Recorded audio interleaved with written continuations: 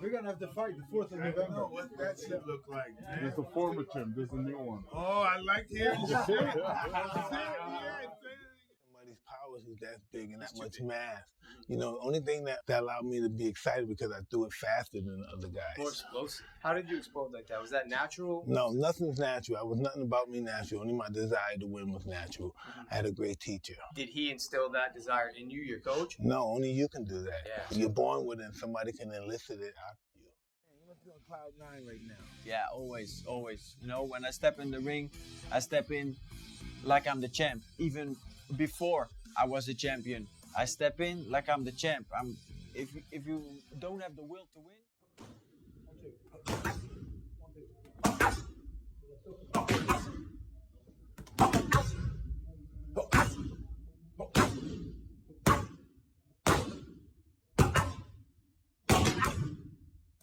Good, brother.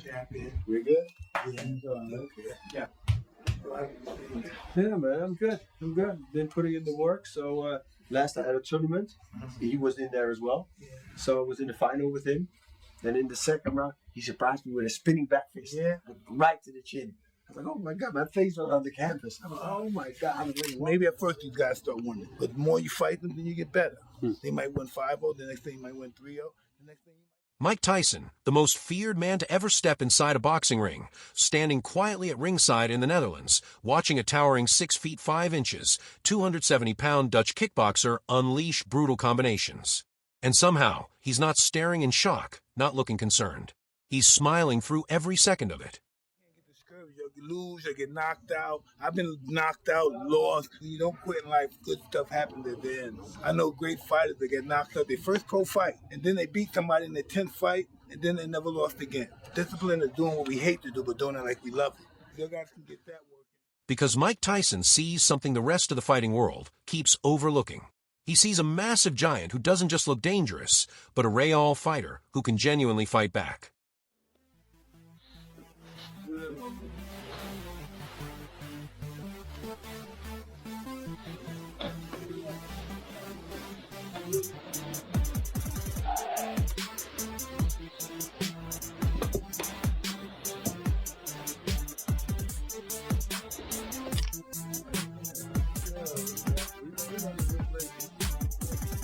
Let's get all three of you guys together.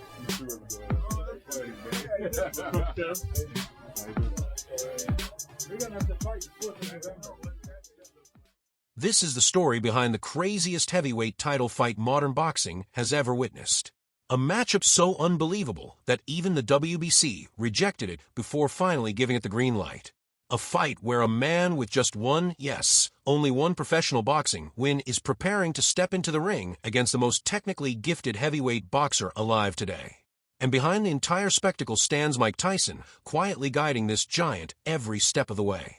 But to truly understand why this moment means so much, you have to go back, far back, because the man walking into that ring on May 23rd did not suddenly come from nowhere. He was shaped slowly, fight after fight, over more than a decade into something the sport of boxing has genuinely never seen before. So let's go all the way back to where this story really began.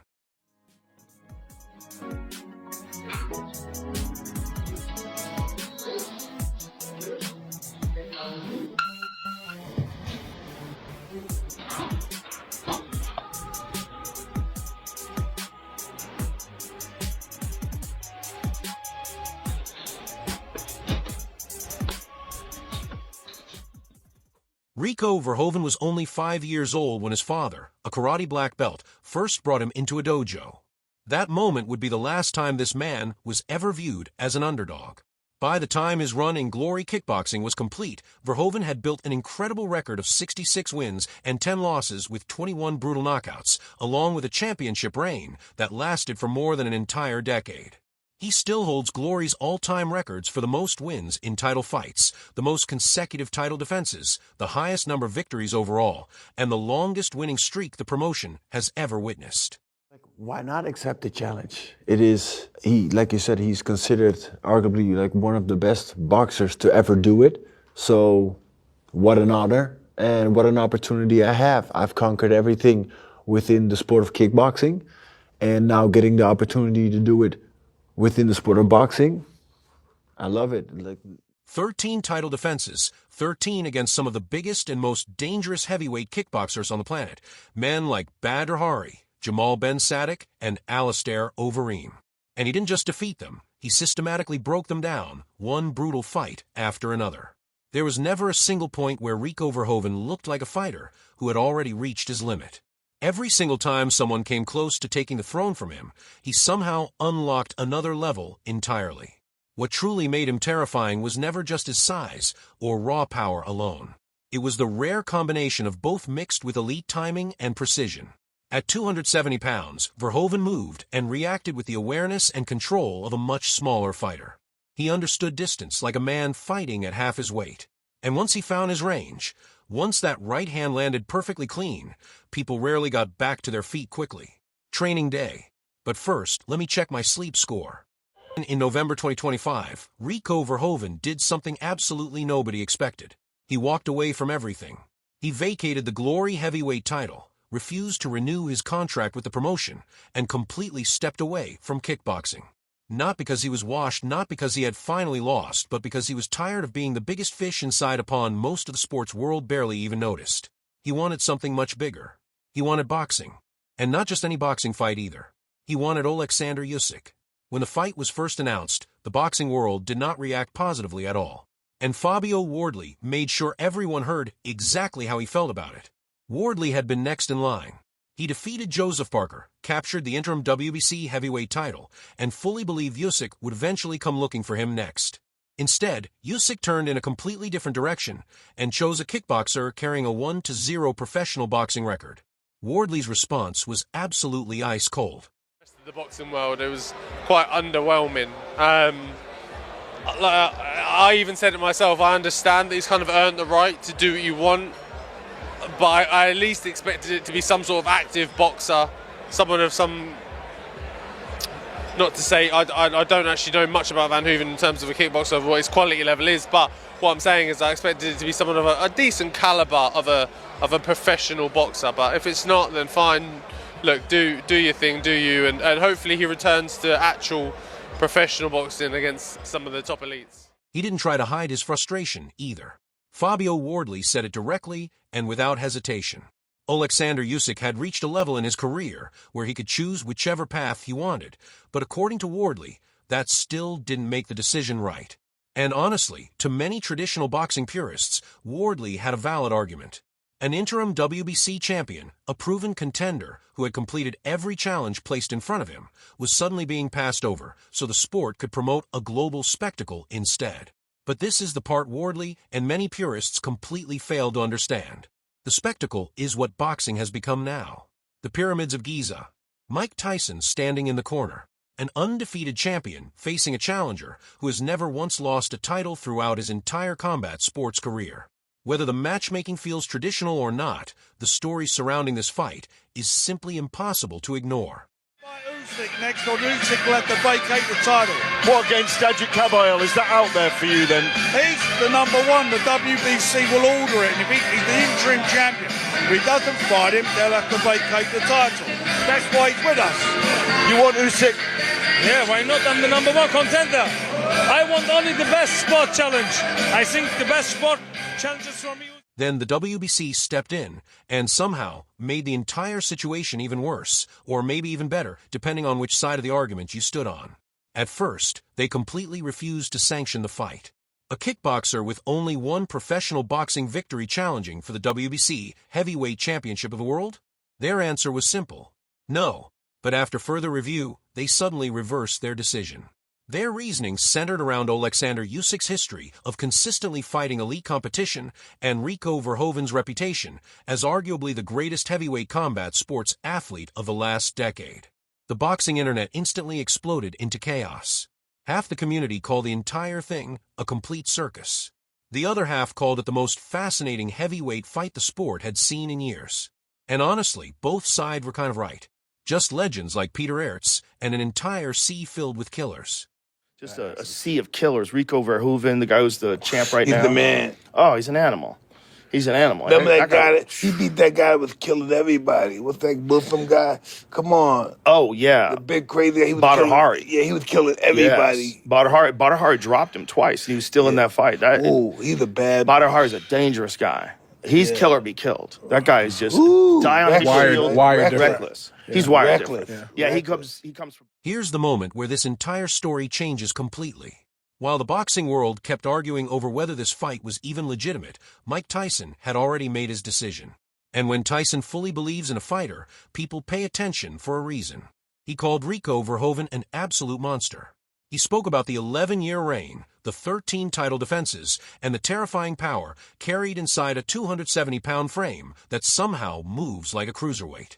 He talked about the feeling of standing across from something that physically overwhelming, the mental pressure it creates, and the way that kind of size can disrupt your timing before the opening punch is even thrown.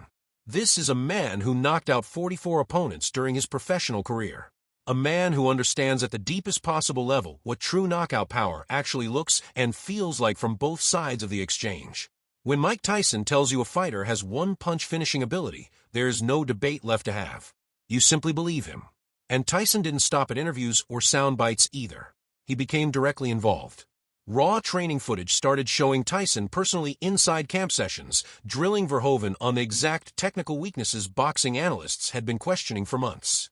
The footwork, the head movement, using the jab as a measuring tool instead of throwing it purely for damage, learning how to become a moving target instead of a giant stationary wall. These are the exact qualities that make Oleksandr Usyk completely different from anything Verhoeven ever faced inside a glory ring. Tyson understands this world better than almost anyone alive because he has lived through it before, not only as a fighter, but as a true student of the craft itself. He understands what it means to face a smaller technical boxer capable of controlling space, rhythm, and timing at the highest level. And that is what makes this entire situation feel genuinely unprecedented. You have the most feared heavyweight puncher of one era passing knowledge and blueprints to a man trying to become the most dangerous heavyweight fighter of another generation entirely. I was killing everybody. Good, brother. You good? Yeah. Rico's like so elite with everything. He's absolutely unbelievable kicker. He's an elite kickboxer. He trained at my gym in LA. When I had my gym in LA, his trainer came when he did my podcast, and he had a workout session. And man, his workout sessions are crazy. It's so cardio intensive. They're doing like sprints on the treadmill, and they run to the heavy bag, sprints on the heavy bag, run back to the treadmill. I was like, damn, like watching that, I was like, no wonder why this guy has a crazy gas tank. What's remarkable in this footage is just how coachable Rico Verhoeven actually looks in real time. You would expect a man with that kind of pedigree, 12 straight years as the undisputed king of heavyweight kickboxing, to walk into a new environment carrying a massive ego, maybe even resistance to instruction. But he doesn't. There's none of that. He's in the gym early before anyone else. He's drilling the most basic fundamentals like he's starting from zero. He's listening with the full focus of a man who genuinely understands he is on completely unfamiliar ground and has made a conscious decision to respect it rather than dismiss it. And that detail, more than anything, is what Mike Tyson noticed first, because it mirrors something Tyson recognized in himself during his own prime. That same dangerous willingness to be taught, to stay a student even when the entire world is already calling you the best, is what separates good champions from truly terrifying ones. Quick update, just arrived here in London Friday. Came down here for a few days, getting everything sorted. Going back, you see Paddington Station in the back, and going home, and then back to work. We've been away 3 months in training camps. And now we're off again to the biggest training camp, which is Oleksandr Usyk, Rico Verhoeven in Egypt at the pyramids. It's going to be a great night. A lot of hard work to be done, but two great people and two great champions in their own right. What a privilege! Looking forward to this camp, and God will decide whatever happens. And yeah. All the very best, and onwards we go. So 3 months away in training camps in Spain and Holland, and now back to Holland for another 3 month training camp. Boxing. All the very best. But Tyson wasn't the only experienced heavyweight mind brought into this camp. In March 2026, Peter Fury announced he would be flying to the Netherlands to begin a full 3-month training camp with Rico Verhoeven ahead of the Usyk fight. 3 full months. Not a quick appearance, not a guest session, but a complete transformation project from start to finish. That level of commitment makes it clear everyone involved truly believes in what they are trying to build. Peter Fury has spent his entire career working in the trenches with elite heavyweights. He helped shape Tyson Fury into a lineal heavyweight champion, refining the subtle technical details that turn a massive man into someone extremely difficult to hit and even harder to hurt. Defensive structure, controlled weight distribution on the back foot, and the disciplined use of reach to manage distance without overcommitting in exchanges. Every single one of those principles translates directly into what Verhoeven needs to survive and succeed on May 23rd. Verhoeven himself has openly acknowledged the influence of the Fury camp on his training mentality and work ethic. A relentless, no-shortcut approach that doesn't care about reputation or past achievements. What this camp is ultimately building is a hybrid fighter. A man who enters the ring carrying the raw instincts and knockout power of a kickboxer, but also the footwork, head movement, and counterpunching structure of an elite heavyweight boxer. Has anything like that ever truly been accomplished in just 3 months? Probably not. But has anyone ever attempted it with this level of athlete, this coaching team, and this physical foundation? Also no. And that alone makes the experiment worth watching.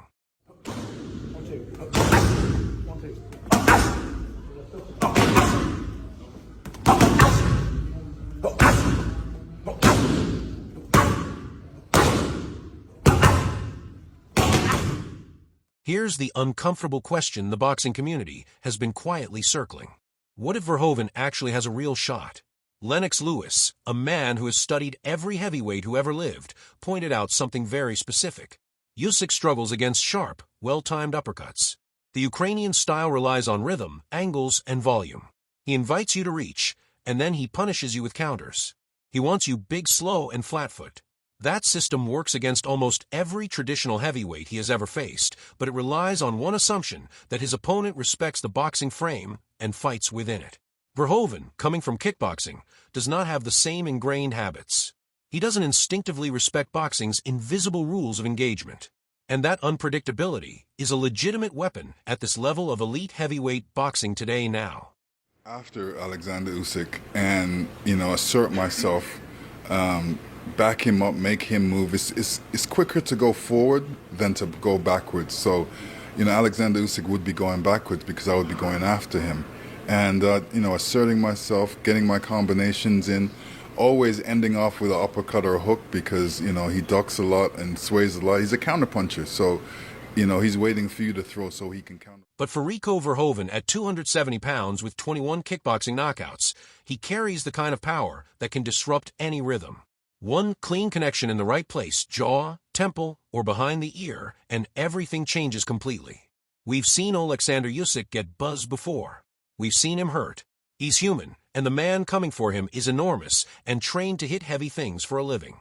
That's exactly the scenario Mike Tyson is drilling for. Not to outbox Usyk over 12 rounds, not to win a decision on the cards. It's about landing the shot, surviving long enough to find it, and putting Usyk down in a way that ends the argument before the scorecards ever matter. When I was young, I too using kickboxing, boxing, but I like... Nobody told me that.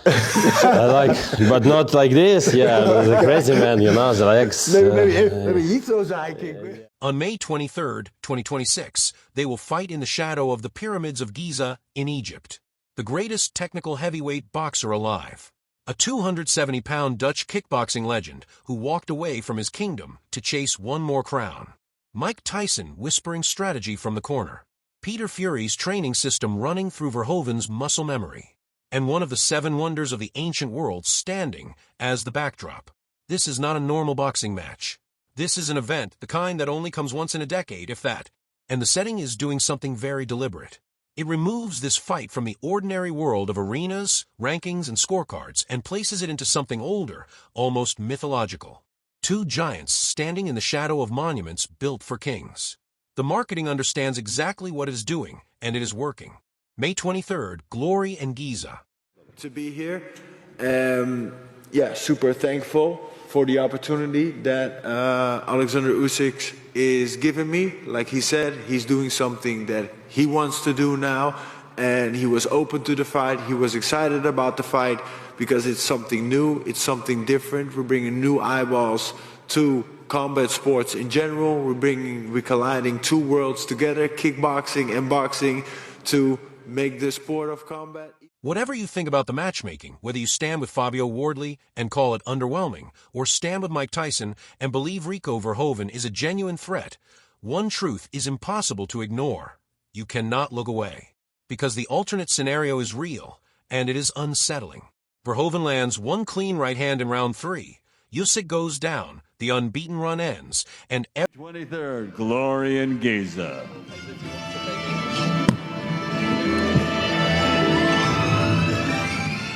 Every conversation about heavyweight boxing changes in an instant.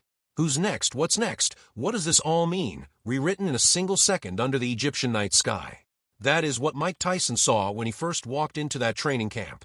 Not a gimmick, not a man lost in a sport he doesn't understand, but a man big enough, strong enough, and now being shaped enough to end a fight with one punch if the right foundations are built into him. And right now, those people are inside that gym.